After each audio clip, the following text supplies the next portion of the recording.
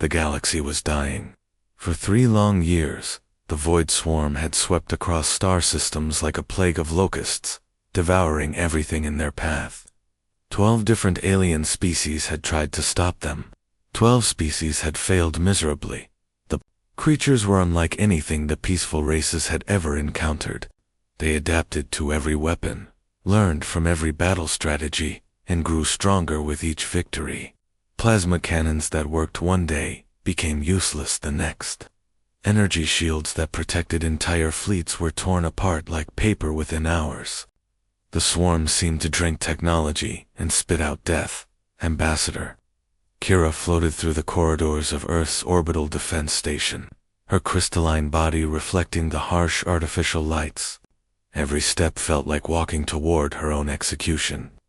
The Galactic Consortium had sent her here as their last desperate hope, but everyone knew the truth. Humans were monsters. For over 200 years, the civilized galaxy had kept humanity locked away in their small corner of space. They called Earth a death world, and its people savages. Stories spread through alien cultures about human brutality, their endless wars, their complete disregard for life.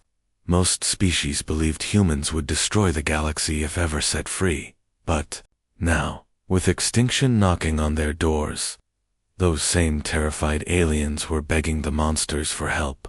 The meeting room was cold and sterile. Admiral Jack Miller sat across from her, his weathered face showing no emotion as she explained the situation. Kira had prepared for hours, crafting diplomatic speeches about cooperation and mutual benefit. She expected long negotiations, careful treaty discussions, maybe some hesitation about getting involved in a distant war. Instead, Miller just listened silently, occasionally asking questions that made her internal light flicker with worry. "How fast do they reproduce?" he asked in a flat tone. "What's their maximum fleet size? Have you tried biological weapons? Do they take prisoners?" Each question felt like ice water in her veins. While her people had spent months studying the swarm's behavior patterns, hoping to find peaceful solutions, this human was already thinking about how to kill them more effectively. Miller pulled up holographic displays showing casualty projections, resource allocation charts, and something called acceptable loss parameters that made no sense to her peaceful mind. "Your conventional weapons don't work because you're fighting fair," Miller said, his voice carrying the weight of countless battles. "You're trying to defend against them. We don't defend, we attack." Kira's crystalline form dimmed as Miller casually discussed concepts that horrified her. Complete planetary sterilization, population elimination protocols, something called scorched earth tactics that involved destroying entire star systems to deny them to the enemy. "But surely there must be a way to negotiate," she whispered, her translator struggling with the concept. "Some form of communication, some peaceful resolution." Miller's laugh was sharp and cold. "Lady, your enemy turns living beings into biomass fuel and spreads across the galaxy like cancer. You don't negotiate with cancer, you cut it out." The human pulled up more displays, showing massive fleet movements. Ships were already being loaded with weapons she'd never heard of. Soldiers were boarding transports with equipment that looked more like torture devices than military gear. Everything moved with a precision that spoke of countless wars, endless practice in the art of destruction. "We'll help," Miller said simply, but his next words made her wish she'd never come. "But we do this our way. No interference, no mercy clauses, no rules of engagement, no crying about civilian casualties or collateral damage. You want the swarm gone, they'll be gone. But the galactic conventions, the laws of war, don't exist where we're going." Miller cut her off. "You came to Deathworlders for help. This is what that looks like." As Kira watched human fleets mobilize with terrifying efficiency, a horrible realization crept through her consciousness. In their desperation to save the galaxy from monsters, the Consortium may have just unleashed something far worse than the Void Swarm. The humans weren't just going to fight their enemy, They were going to enjoy it. The first battle lasted exactly 14 minutes. Captain Mike Davis and his strike force hit the swarm fleet like a hammer against glass. But it wasn't the speed that horrified the watching aliens. It was the precision. While consortium forces had always focused their attacks on enemy weapon systems and engines, hoping to disable rather than destroy, Davis went straight for the nursery ships. These massive vessels carried millions of swarm larvae, the next generation of the species that had terrorized the galaxy.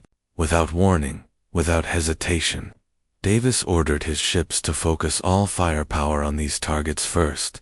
Ambassador Kira watched the tactical display in stunned silence as human torpedoes tore through the nursery vessels. Each explosion represented not just military casualties, but the deaths of countless young creatures who had never even seen battle. Her crystalline body flickered with distress as she tried to process what she was witnessing.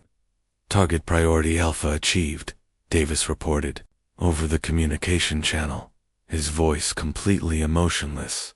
Moving to secondary targets. But the humans weren't finished with their shock tactics. As the surviving swarm ships tried to regroup, Davis began broadcasting something across all frequencies.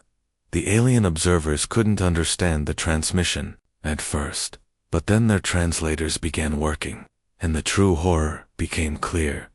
The humans were broadcasting the death screams of the swarm larvae. Psychological warfare, explained Colonel Tom Anderson to the increasingly pale alien delegation. We want the adult swarm to know exactly what we just did to their children. Fear makes enemies stupid. Stupid enemies make mistakes. The tactic worked perfectly.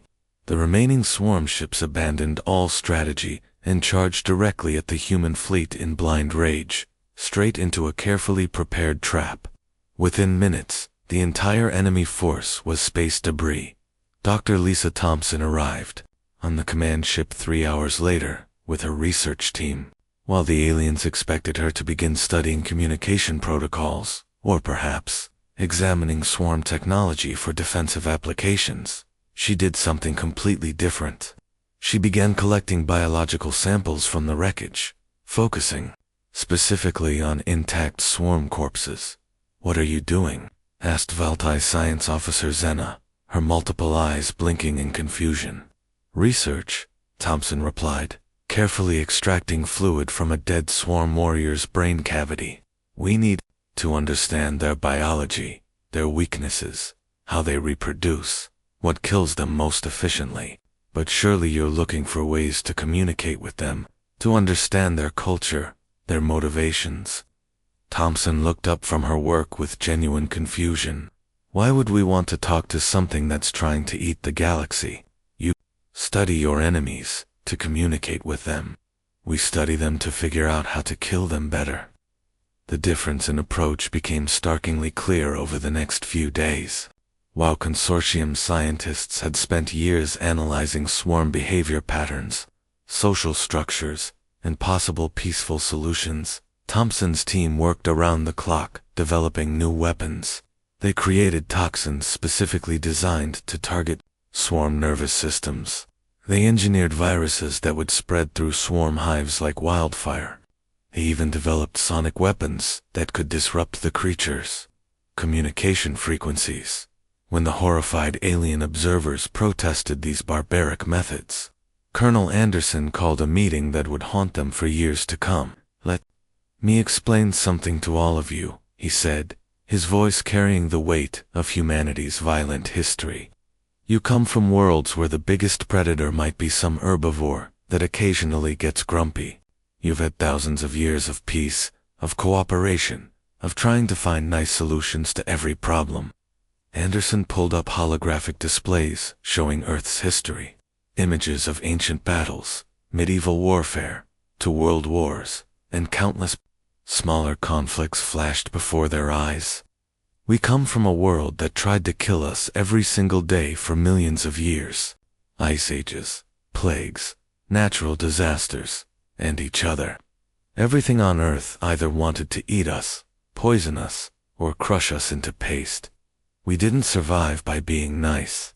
We survived by being better killers than everything else. He pointed to the swarm research data on the screens. You see an enemy species and think about negotiation. We see a threat to our survival and ask one question. How do we make sure it never threatens us again? Fair fights are for sports competitions. This is extinction or survival. The aliens began to understand something terrible. Humans hadn't just learned to fight wars over their violent history. They had turned warfare into a science, an art form, a specialized skill passed down through generations.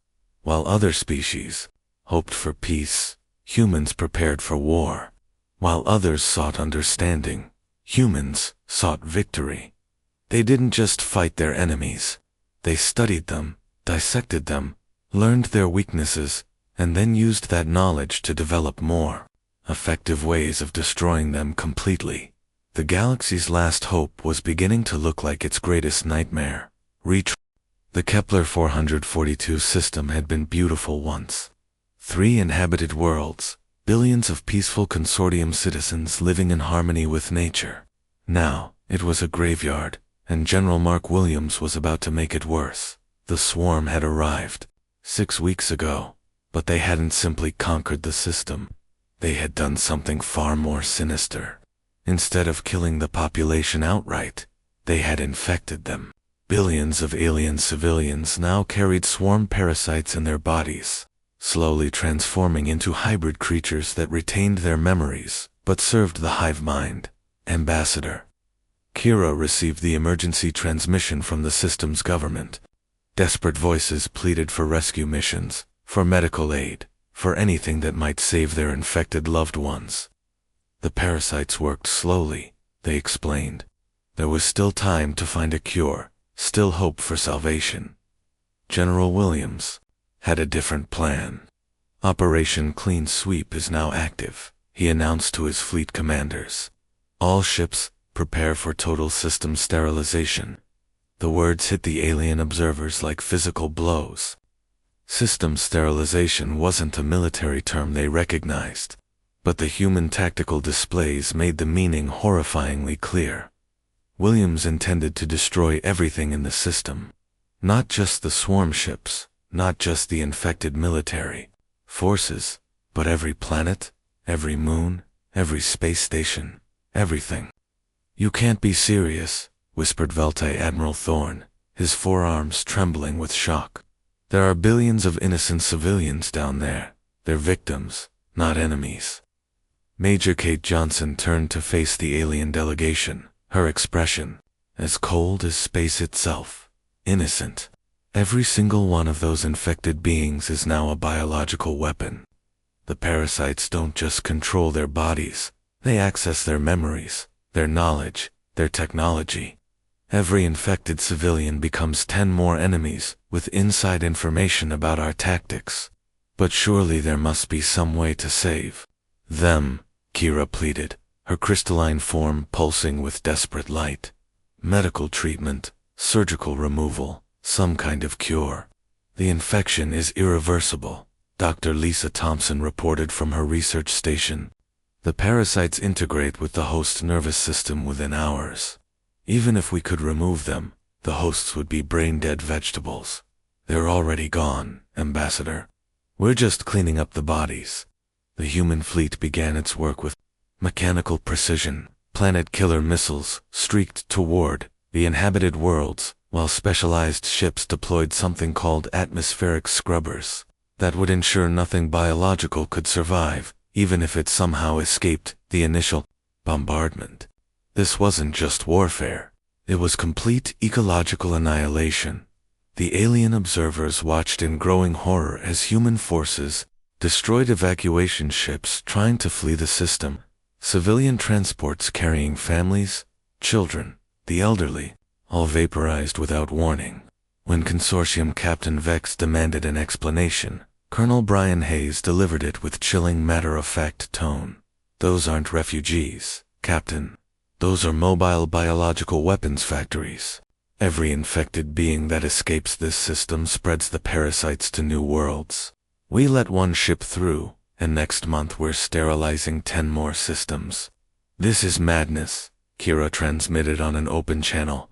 You're committing genocide against billions of innocent beings.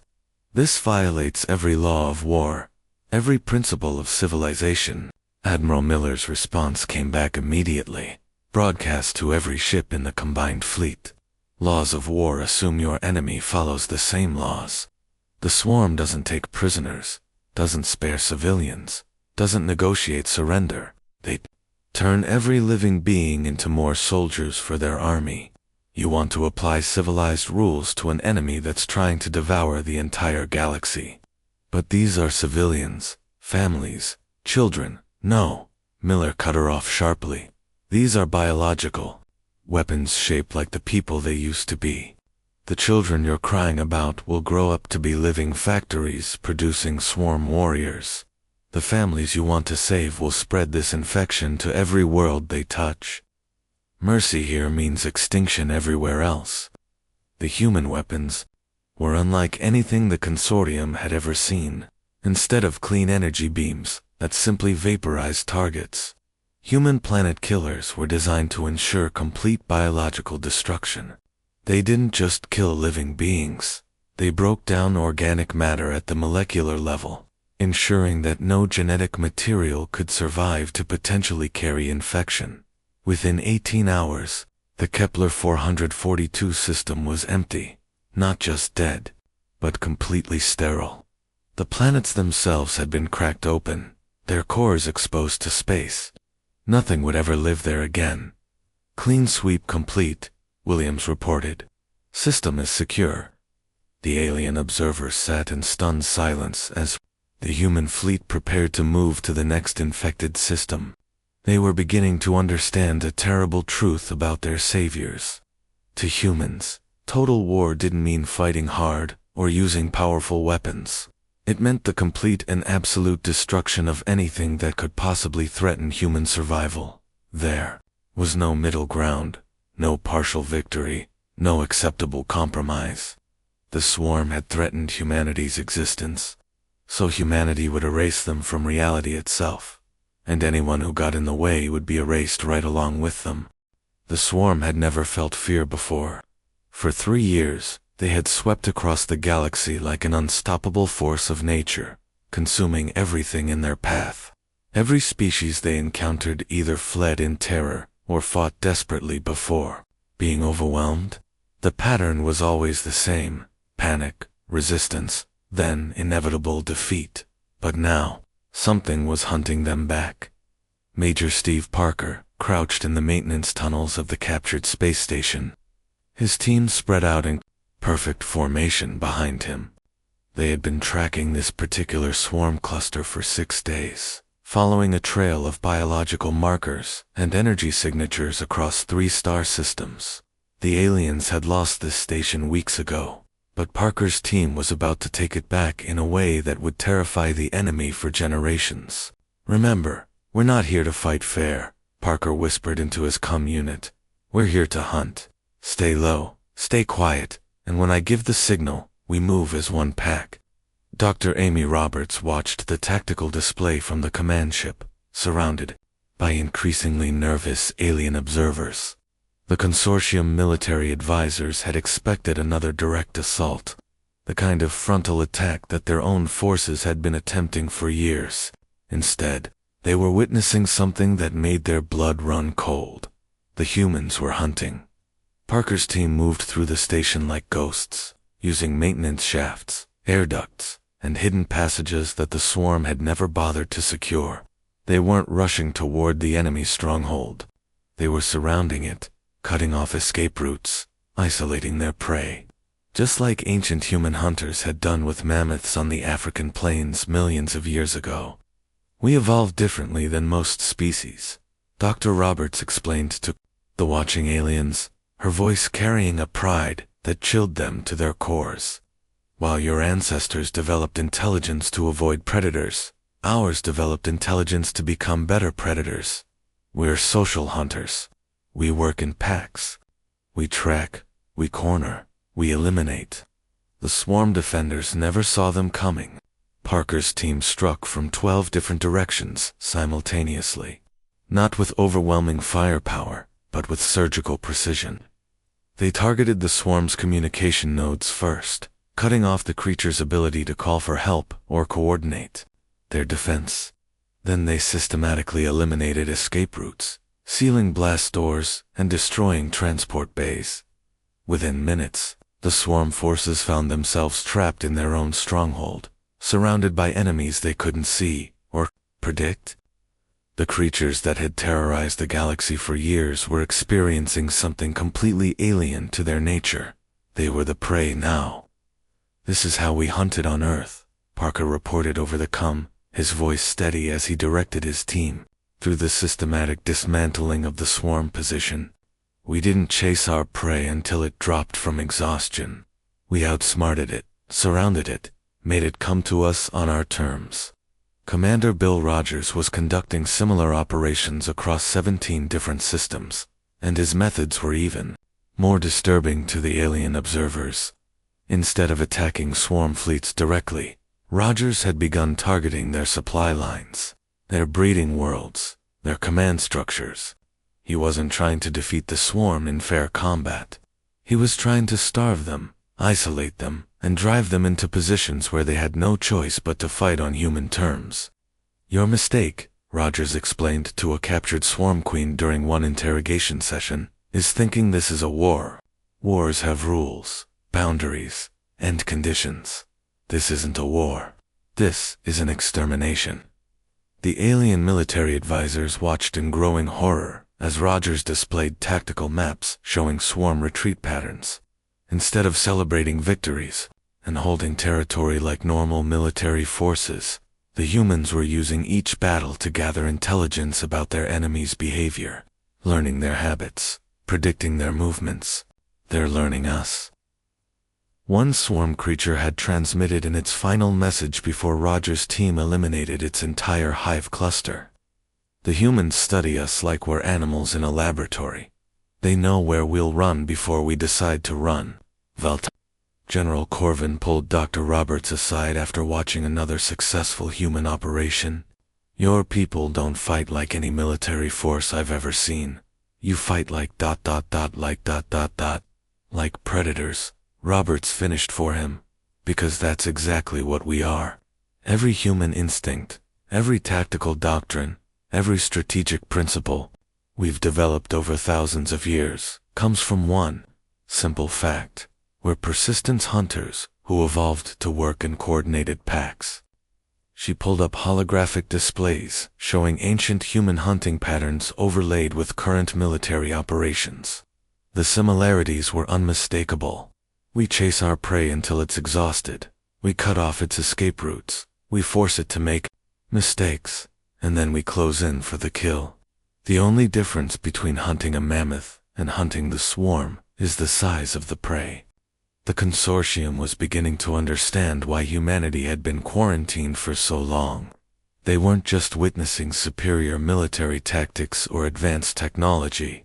They were watching apex predators do what apex predators do best: hunt down and eliminate anything that threatened their survival. The swarm had spent years learning to defeat civilized species who fought with honor, rules, and restraint. But humanity wasn't civilized in the way the rest of the galaxy understood the term. They were organized, intelligent, and utterly ruthless predators who had turned warfare into an art form. And now, the galaxy's most feared enemy was learning what it felt like to be hunted by something even more dangerous than themselves. The silence was deafening. For the first time in 3 years, the galaxy's emergency channels carried no distress calls, no desperate pleas for help, no reports of swarm attacks.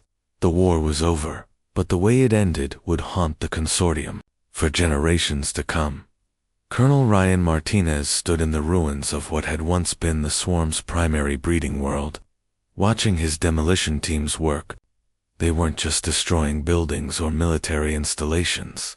They were sterilizing the planet down to the molecular level, ensuring that not a single swarm cell could survive to regenerate the species.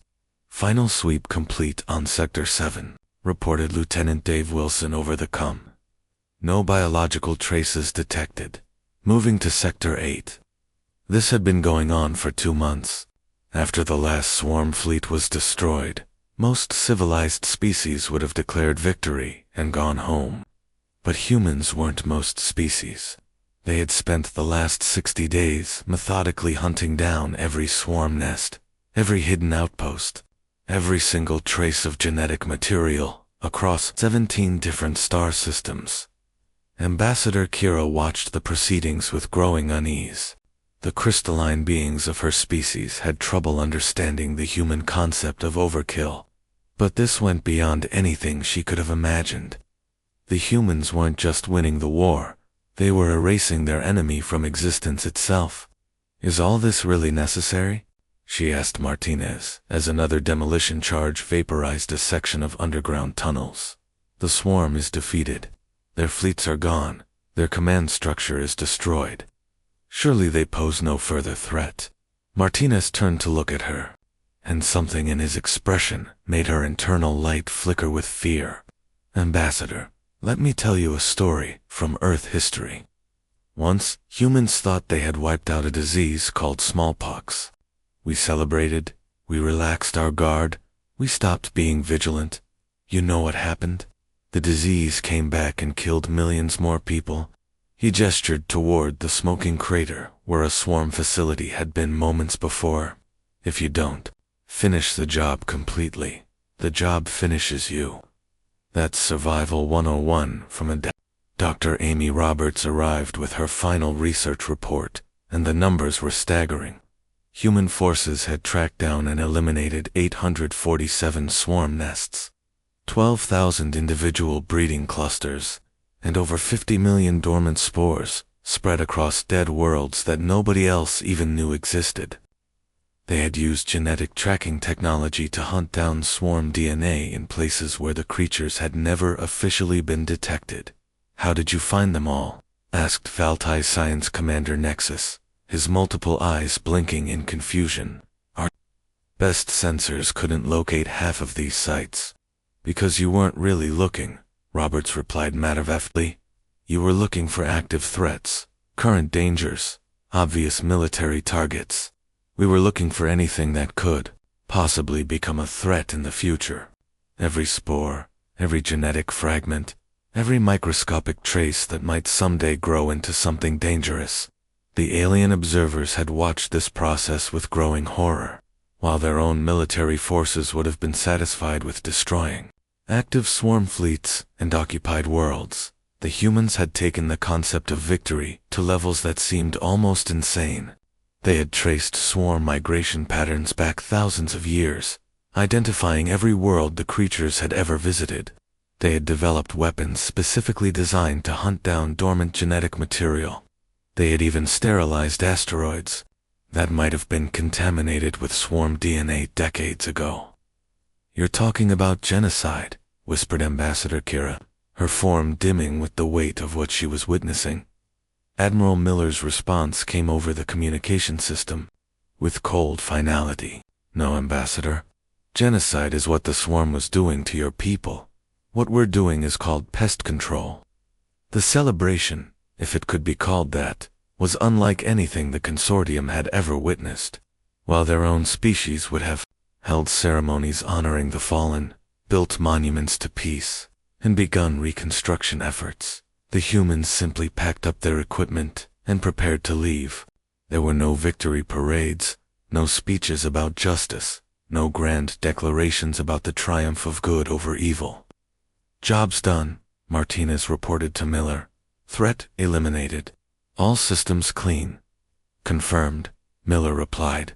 All units, return to base. Mission complete.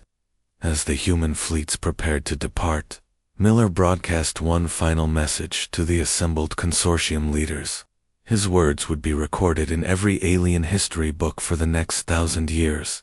You called us deaf and begged for our help when your civilized methods failed. We did exactly what we promised. The swarm is gone, not defeated, not contained, not pushed back. Gone, completely, permanently, and forever. He paused, letting the weight of those words sink in. Next time you face an existential threat, remember what you learned here. We don't do half measures. We don't leave loose ends. We don't take chances with our survival, or yours. When Deathworlders finish a job, it stays finished. The alien leaders sat in stunned silence as the human ships disappeared into hyperspace, leaving behind 17 star systems that had been scrubbed clean of any trace of their former enemy. The consortium was saved, but they now understood the true cost of their salvation. They had asked monsters to save them from monsters, and the monsters had done exactly that. The swarm was extinct, but the aliens couldn't shake the feeling that they had witnessed something that changed the fundamental nature of warfare itself. In the end, that's what Deathworlders do. They don't just survive threats. They eliminate them so completely that the threat can never arise again. And sometimes, that's exactly what the galaxy needs. Retriclod can make mistakes. Please double-check responses.